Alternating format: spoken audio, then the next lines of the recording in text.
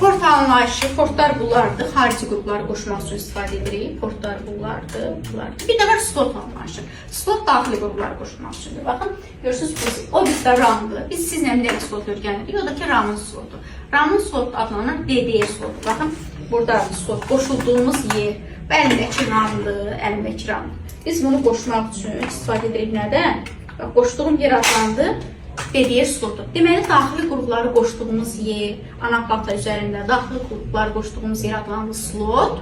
Xarici qrupları qoşmaq üçün istifadə etdiyimiz yerin adı nədir? Port. Məsələn, bu əlindəki digitizerdir, düzdür? Digitizeri qoşmaq üçün istifadə etdiyim yer, qrafdan qoşulanda, düzdür? Bu hissəni adlandırdıq port. Hər ikisi yuvadır, həm port yuvadır, həm slot yuvadır. Slot ana plata üzərində, bu da ana platada şeydir. Sadəcə slot daxili qrupları qoşmaq üçündür, port xarici qrupları qoşmaq üçündür. Belə.